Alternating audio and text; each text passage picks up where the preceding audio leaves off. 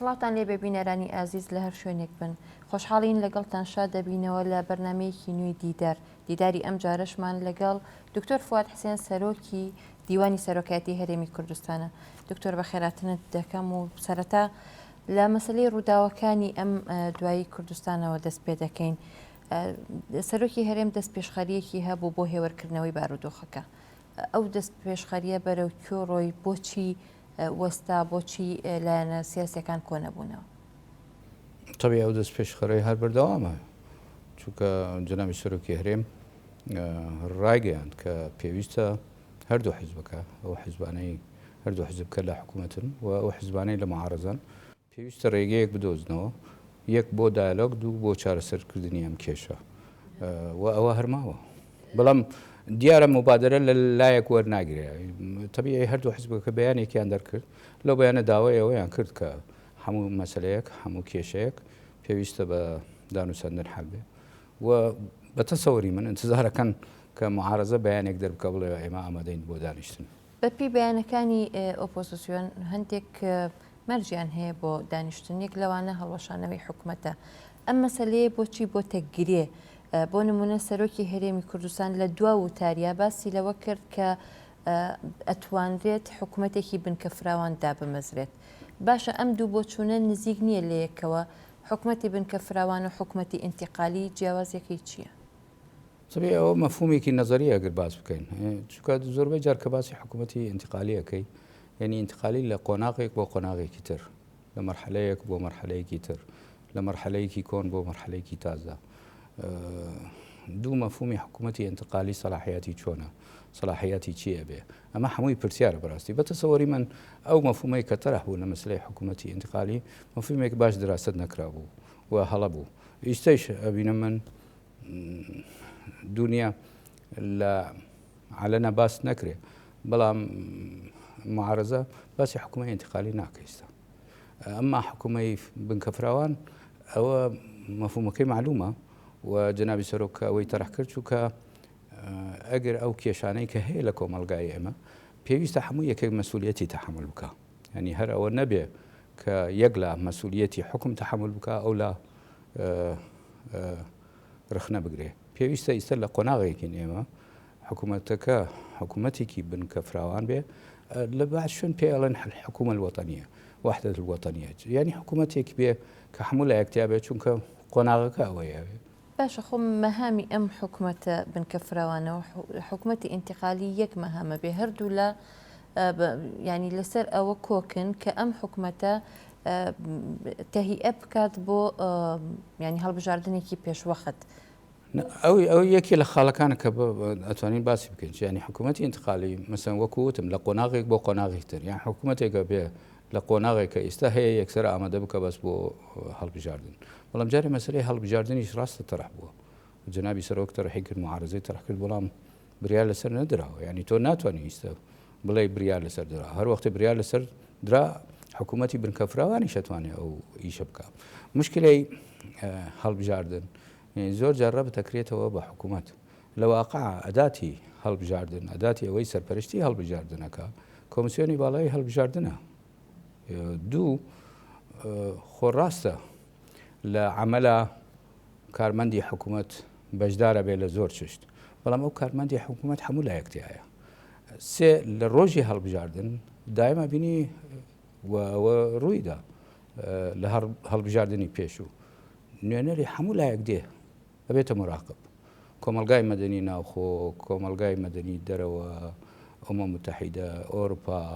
سەفارەکان، قونسڵەکان، قونسلیاتەکان، حتا کۆمەلگای عەرەبی، جامعە العەرەبیە، هەمووی هاتن. یعنی مەسلەی لە ئیستە و تۆ شەر دابنێ وەڵا ئەو حکوومەتە ناتوانێت ئامادە بکە بۆ هەڵبژاردن، بەڵام حکوومەتێکی ئینتیقالی ئامادە ئەکا بۆ هەڵبژاردن. تێ باش پرسیارەکە ئەوەیە.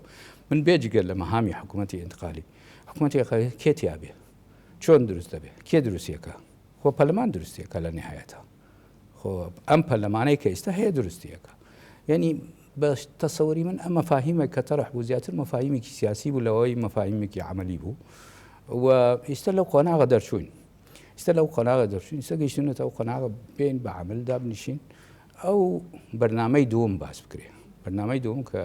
سەرۆکی هەرێم تەرحی کرد پەرلەمان تەرحی کردووە مەحارەزە تەرحی کردو هەموو لایەک کە پەیوەندی هەیە بە چاکسازی ئەم کۆمەڵگە ئەنجا پرۆسەی هەڵبژاردن ئەوە شتێکی ترە مەسلەیەکی ترە بەڵام ویستە ئەساسی قەزیەکە مەسلەی چاکسازی ئەی ڕێگری لە بەردەم ئەو دانیشتنیە چییە بۆچی تا ئێستا ئەو تەبیعی ناتوانە بەناو حیزبەکانەوە قسە بکەم بەڵام بازار منیش تێ ناگەم ڕێگری چییە چونکە لە هەموو لایەکە و بانگەواز دەرچووە ڕێگەی تەنها ڕێگە دایلۆگە تەنها ڕێگە دانیشتنە باشە یەکێ گەرەک مەوەدەر وەرگێ ئینشتی بۆگرێ چونکە لە نهایەتە کۆبنەوەیە لە نێوان حیزبەکان بەڵام بە تەسەوەری من هەرە بێ باز لەوە کرا کە سەرۆکایەتی هەرێم بەنیازە لەم ماوەیە ئەو دەست پێشخەریکی نوێ پێشکەش بکات بۆ کۆبوونەوەی لایەنەکان شتی وە هەیە لە ئارادایان هەر پێنج لایەنە سیاسیەکە وەڵاهی بە تەسەوەری من ئەمە زیاتر جێ ماوە بۆ حیزبەکان خۆی یعنی سەرۆکی هەرێم داوەتی هەر پێنج لایەنەکان ناکات پێنج لایەنەکە پێویستە دانیشتن مفاوزاتی خۆیان بکەنە نەتیجەی مفاوزاتەکە نەتیجەی دانوسەندنەوە بیگەێنن بە سەرۆکی هەرێم بەڵام سەرۆکی هەرێم خۆی سەرپەرشتی کۆبوونەوەی پەنج لایەن بکە بە تەسەوەری من ئەوە دوورە لە واقع دکتۆر وەک جەناب نزیکی لە سەرۆکی هەرێم زۆر جار بە تایبەت لە سلێمانی گلەیی لەوە ئەکرێ وتارەکانی سەرۆکی هەرێم توندیەکی پێوە دیارە بەرامبەر وەڵامدانەوەی چ خۆپیشەندەران بێت چ لایەنە ئۆپۆزیسیۆکان بێت ئەڵێن تەنها وتارێک کە شێوەیەکی نەرمی پێوە دیار بوو ئەو وتارە بوو کە پێش وتاری ئەخیر باسی لە دانوستان کرد و باسی لەوە کرد کە هیچ شتێک قابلیەوە نییە کە مناقەشە نەکرێ بۆچی ئەم توندیە بۆچی زۆر جار سەرۆکی هەرێم ئەبێتە تەڕەفێک لە کێشەکە من مەفهومی توندی گەرەک ئینسان تعریفی بکات چیە توندی لەکوێ توندە لە چه بوارێک تند بووە بەڵام وەکو سەرۆکی هەرێمیش ئەویش مەسوولە لە ئاسایشی گشتی ئەم هەرێمە ینی ئەگەر سیر بکەی سەری ئەو پرۆسەی بکەی خۆ پیشاندان و مووقفی سەرۆکی هەرێم زۆر بە نەرمی هاتە پێشەوە بەڵام کە گەیشتە مەسلەی وەزعی ئاسایشی هەرێم هەم واجبێکی قانونیە هەم مەسئولیەتی خۆیە کە بێتە پێشەوە کە هاتە پێشەوە مووقفی نیشاندا چونکە مەسلەی ئاسایش بوو نە مووقفێکی سیاسی بوو بەتەسەوەری من ئەو تەفسیرەی کە توندا تەفسیرێکی تایبەتە بۆ معارەزە بەڵام لە هەمان کاتیش تەبێت تۆش حساباتی ئەوە بکە معارەزە لە قۆناغێک لەم پرۆسەی خۆپیشاندان و ئەم پرۆسەی کە کێشەیە هەبوو لە سلێمانی لەوەی دەری هێنا دەرەوە مەسلەی چاکسازی بێ یعنی لە قۆناغێک چووە خەڵک هەبوو ئەعلام مەسئولین ینی بەراوردی وەزعی ئەمێر لەگەڵ تونس و مەسریانە کرد ئەمە هەڵەیەکی گەورە بوو هەڵەیەکی تەحلیلی بوو فکری بوو جارێ دوو هەڵەیەکی گەورە بوو لە علاقاتی سیاسی لە کۆمەلگای ئێمە و ئەو فکریانیش بەعجار خستیانە ناو گروپێک لە خۆپێشاندانەکان ینی باسییانە کرد گەیشتە ئەو مەرحەلە تۆ هەموو دەستگاکان بڕۆن هەمووی نەمێنن هەمووی گەندەڵن هەمووی ینی تۆ حەقی دیفاعت لە خۆت هەیە سەرۆکی هەرێم بیت سەرۆکی حکوومەت بیت سەرۆکی پەرلەمان بیت لەلایەن معارەزەوە هێرشێکی وا بکرێ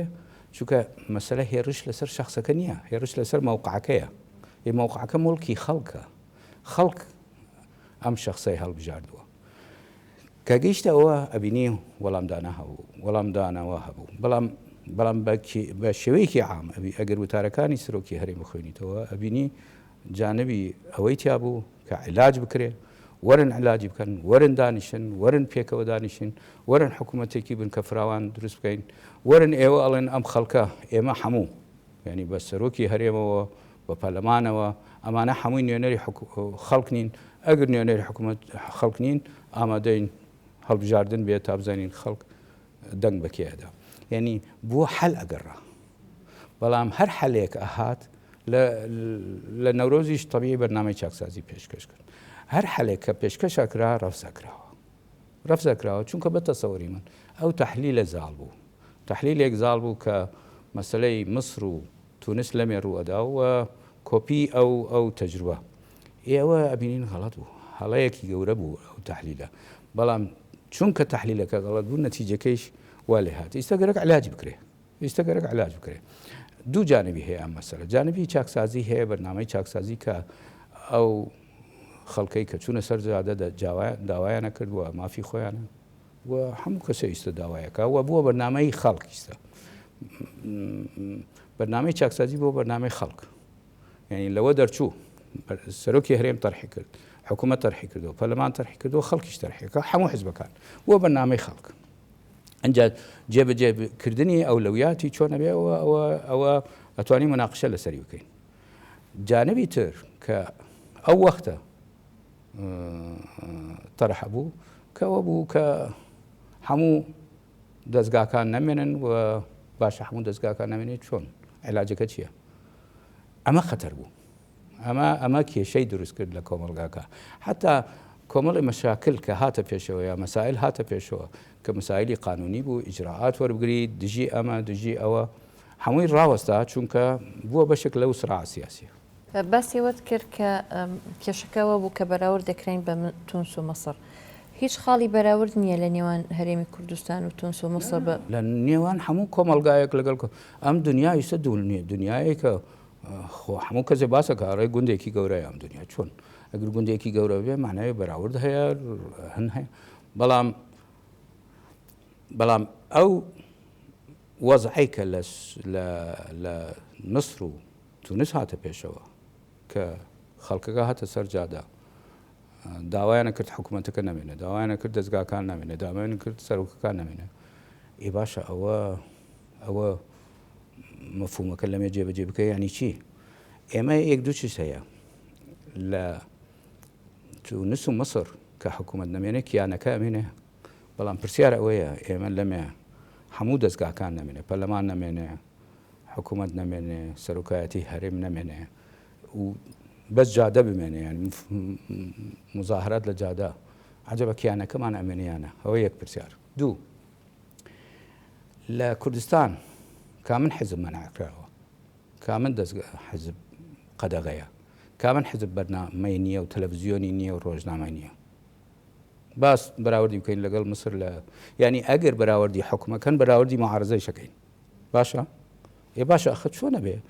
ئەمما ئەگەر دیتە مەسلەی چاکسازی یا گەندەڵی ئەوە مەسلەیەکی ترە ئەوە مەسلەیەکی ترە هەر لە مەسر نییە لە بەغدا هەیە لە دەوروگرتەکەمان هەیە لە باشوێن هەیە لە ئەفریقا هەیە لە ئاسیایە خۆ ئەم کێشەیەکی گەورەیە بەڵام چۆن علاجەکەی بە ڕێگەی شۆڕژگەری علاجەکەی یا بە ڕێگەی ڕیفۆرم علاجەکەی بە ڕێگەی دایلۆگ علاجەکەی هەمومان مەسوولی لێی کێ مەسوولی یەکەمە کێ مەسوولی دووەمە ئێ باشە کێ مەسوولیەتی تاریخی هەیە بۆ ئەم مەسەلە ئەم کێشە ئیستا دروست بووە یا پێش ماوەیەک دروست بووە یا کەی دروست بووە ئەمە هەمووی پرسیارە بەس لە چاکسازیەکەین بەس دواتر بەڵام مەسلەیەکی تر هەیە لە سلێمانی ئەویش لە سلێمانی زۆر باسەکرێن مەسلەی ئەوەی سەرۆکی هەرێم دایم بانگەشەی ئەوە دەکات کە تاوان باران بە سزای خۆیان بگەێنرێت چ ئەوانەی کە خۆپیشان دانی پێمۆڵەتەکان چی ئەوانەی تەقیان لە هاوڵاتی کردو چی ئەوانی زەرەر و زیانیان بە دام و دەستگا خەڵکیاندووە تا ئێستا ئەوەی کە بینیومانە خۆپیشان دەرانن کە سزا دراون بۆچی تا ئێستا ئەوانەی کە تەقیان لە هاوڵاتیان کردو لە خۆپیشان دەران کردووە سزا نادرێن خۆ دادگاش ئەمری دەرکردووە بۆ دادگایی کردنیان بەڵام تەسلیم ناکرێن یعنی ئەوەی تەنفیزی سوڵتەی تەنفیزی دەسەڵاتی تەنفیزی تەسلیمیان ناکات بۆ ئەمە ئەو تەوی جێگەی داخە بەڕاستی تۆ لە وەزعی ئێمە تەقە بکرێ لە خۆپیشاندان لە وەزعی ئێمە تەقە بکرێ لە پۆلیس ینی وەزعی کوردستان ئەوە نییە وەزعی کوردستان نا ئەوە هەڵەگرێ نا ئەوە پێویستە ئەمە خەسارەتێکە بۆ کۆمەلگا خەسارەتێکە یەکەم جار بۆ عایلەکان بەڵام بۆ هەموو لایەک خەسارەتێکە بۆ سمعی کورد خەسارەتێکە بۆ حکوومەت و ئۆپۆزیسیۆن چونکە سمعی هەموو لایەک پێکەوە مەربوطە بەڵام ئەمەش نابێت ببێ ئەو کێشە کە هاتە پێشەوە لە سلێمانی وای لێ کرد کە کێشەی سیاسی و یاسایی و ئیجرایی هەمووی تێکڵا بوو. یعنی تۆ ئیجراعاتێکە بەرامبەر یەک لاوەرت بگدایە کە ئەنەما تەنازڵی سیاسی بوو یا کێشەی یا سەرکەوتنێکی سیاسی بوو ئەو لا بوو یا ئەو لا حسابیە کرد بوو. یعنی تێکەڵا بوو ئەوراق. ئیستا وەزع بەرەو ئارامیەچێ. باشە؟ وەزع بەرەو ئارامیەچێ بەتە سەوری من گەرەک یاسا ڕێگەی خۆی بگرێ. ڕێگەی خۆی بگرێ. ئەم کێشە چۆن دروست بوو لەسەر چه ئەساسێ باشە مزاهرە کرا ئیجازە وەرگیرا پشگیری لە خۆپیشاندانی تونس و مصر بکرێ و شوێنێکی شەختیار کرا و مزاهرەکە بۆ یەک ڕۆژ بوو. باشە چۆن ئەمە چۆ شوێنێکی تر چۆن ئەمە دەست لە جیاتی مزاهرە و بە قسە و هتاف و شعار بووە گولە و بەرد و هەموو شتێ ئەمە هەمووی لێکۆڵینەوەیە تەبان و لژنەیەک دروست بووە راپۆرتی خۆیانیانیش پێشکەش کرد. ئەوە یەک دوو بەردەوامبوونی مزاهرەکە هاندانی خەڵک سێ ئەو ئەعلامەی کە هانی خەڵکەدا کەنەما یعنی بابە لەم وڵاتی ئێمە ئیعلام مەسئولین کە قساکەن زۆربەی جار ئەو قسانە ئەبێتە گولە و بەرد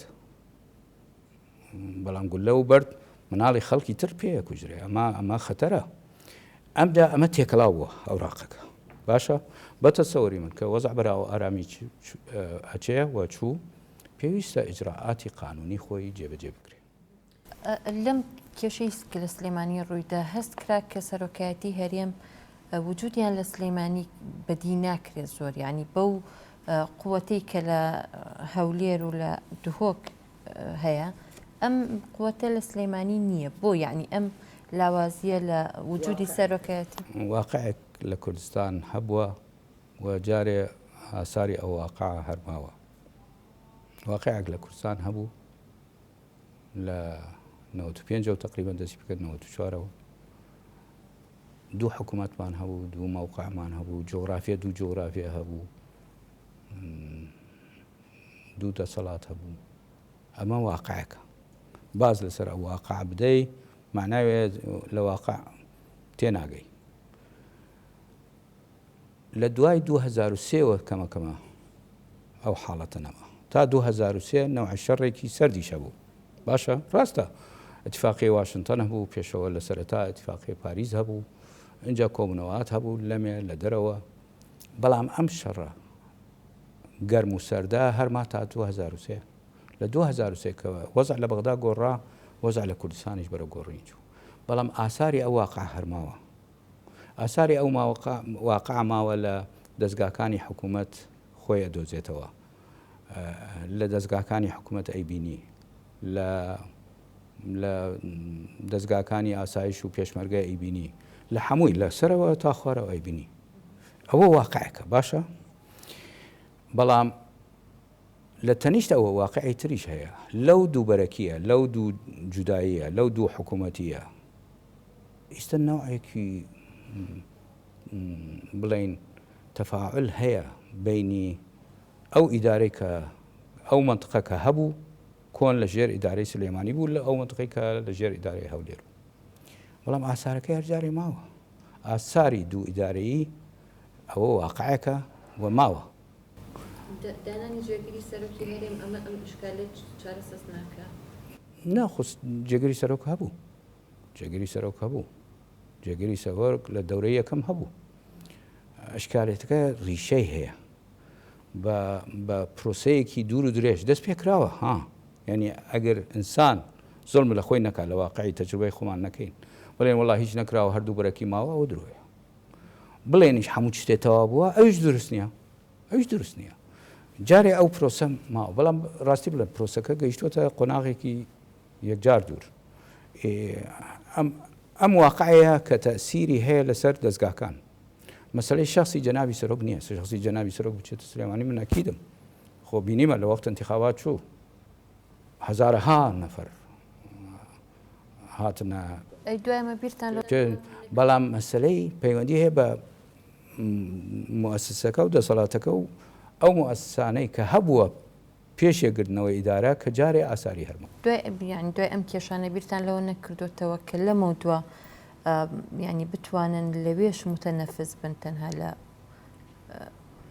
مەسلەی متەنەفزی نییە حەقی سەرۆکی هەرێمە لە زاخۆ تا خانەقین دەسەڵاتی هەیە و دەسەڵاتی بێ ینی مەسلەیەوە نییە لەوێش متەنەفزن بەڵام لە عملە ئەم کێشانە هەیە ئەمە گەرەک حەل بێ ڕاستی بڵێم ئەمە ناکرێ ینی تۆ ئەمرێک لەمێ دەربچێ ئەگەر لەوێ بە شێوەی تر جێبەجێ بکە ناکرێت یا حکوومەت ئەمرێک دەربکات لە دۆک بە شێوەی تر جێبەجێ بکرێت یعنی پێویستە ئەم ئاسارەی کە ئاساری دوو ئیداریە کە ماوە پێویستە علاج بکرێت و بەتەسەوری من ئەو حکوومەتی بنکە فراوان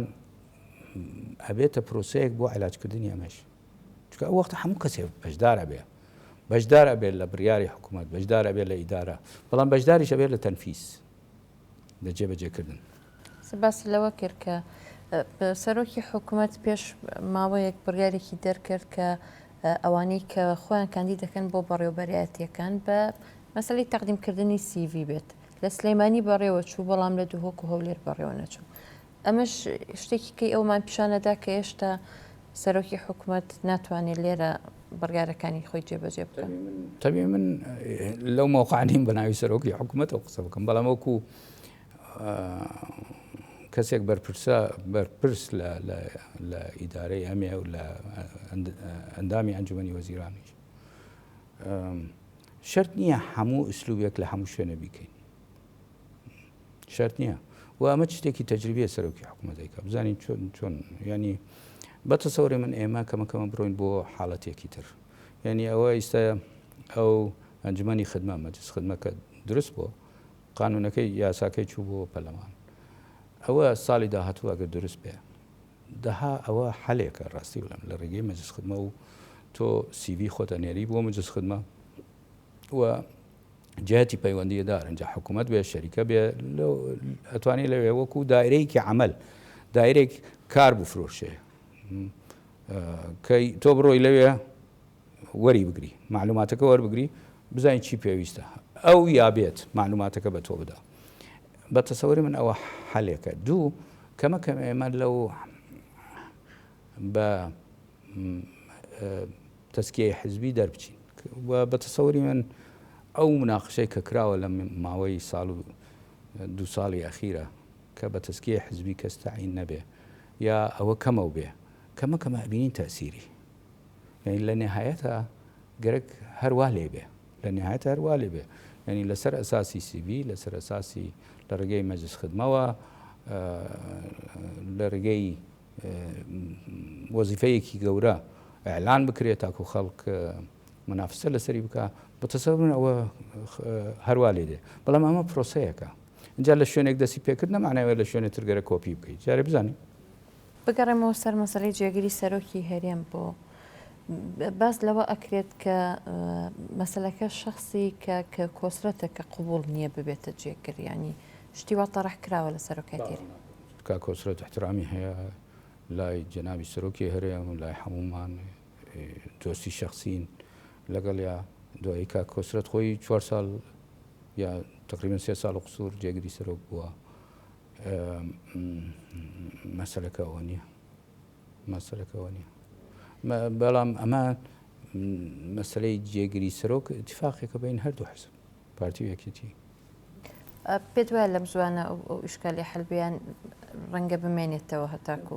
بە تەسەوری من ئیستەدی ئەوە ئیستات مەطرح نییە بەڵێ ئەگەر بکەڕینەوە سەر مەسلەی بارودۆخەکەی ئێستای هەرێمی کوردستان وەک سەرۆکایەتی هەرێم ینی بۆ چونتان چییە بۆ حەلبوون ینی چارەسەرێکتان لە بەردەستایە کە بیگرنە ڕێ بۆ ئەوەی لایەنەکانی تریش پابند بن پێوەی بۆ ئەم وەزعی کوردستان حالەکە ئەوەیە خۆ هەرگەرەك دانیش خۆ حالێتر نییە حالێتر نییە دانیشن یا گەنە نەتیجە اتفاقکەن پێکەوە باشە معارزە ئەوەی پەشدار بێت لە حکوومەت دەرگاکە کراوەتەوە یا معارزە ئەڵێ بابە من ئەم بەرنامەی ئەم حکوومەتە ناتوانم من بمە بەشێک لێ ئەبمە معارزە ئەمێنم وەکو معارزەی قەچێکەوە وەکو معارزە لە شوێنی خۆی بمێنێتەوە لە نێو پەرلەمان و معارزە بێ خۆ حەقی خۆیە و مافی خۆیە و باشیشە بۆ وڵات بەڵام باشتریشە لەم قۆناغا ئەگەر بێتە بەشێک لە حکوومەت. ئەی هەڵۆشانەوەی حکوومەت کە ببێتە ڕێگری لە بەرامبەر ئەم دانوستانەیە یاخود لە بەرامبەر چارەسەرکردنی کێشەکەیە هەر پێت وایە کە سەرۆکایەتی هەرێم و هەردوو حزب دەسەڵاتدار مەفهومی هەڵشانەوە چییە؟ ینی هەموو حکوومەتەکە بچێت بۆ ماڵەوە حکوومەتێکی تازە بێ یا گۆڕینە بێ لە حکوومەتەکە. مەفهومەکە چییە لە ینی سەرۆکی حکوومەت نامێنێ و وەزیرەکان بڕۆن بۆ ماڵەوە حکوومەتێکی تر بێ؟ ئەمەیە مەفهومەکە؟ ینی ئەمە پرسیارە. ئەوان پێیان وایە بێ ئەو حکوومەتە هەڵوشێتەوە حکوومەتێکی نوێکەواتە بێ هەموو حکوومەت. باشە سەبەبی چییە؟ پیاوە گەرەک تێ بگات سەبەبی چییە؟ دوور نییە ئەوان ڕازی نەبن لەم حکوومەتە، بەڵام هەردوو حزب ڕازی بن لەم حکوومەتە. خۆ دانیشن لەسەر مێزی مفاوەزاتە مناقشاتە بکرێن، بەڵام تۆ شەرتێک دابنەی بڵێ من دێم مفاوەزاتەکەم، بەڵام شەرتەکەی من ئەوەیە لە سەرتاوە تۆ گەرەک موافقە بکەیت لەسەر ئەمەی حکوومەت هەڵبشێتەوە هەڵوشاندنەوەی حکوومەت. باشن کەس شەرت قبول ناکات لە مفاوەزات بەتایبەتی لەم واقعی کوردستانە شەرت و شروط پێش دای بنەی لە پێش مێزی مفاوەزات نایکەی بڕۆ لە ناو ژووری مفاوەزات تەرحیم ئەفکاری خۆتەرە بکە. ئازیزان ناوبڕێک و دەگەڕینەوە لاتان.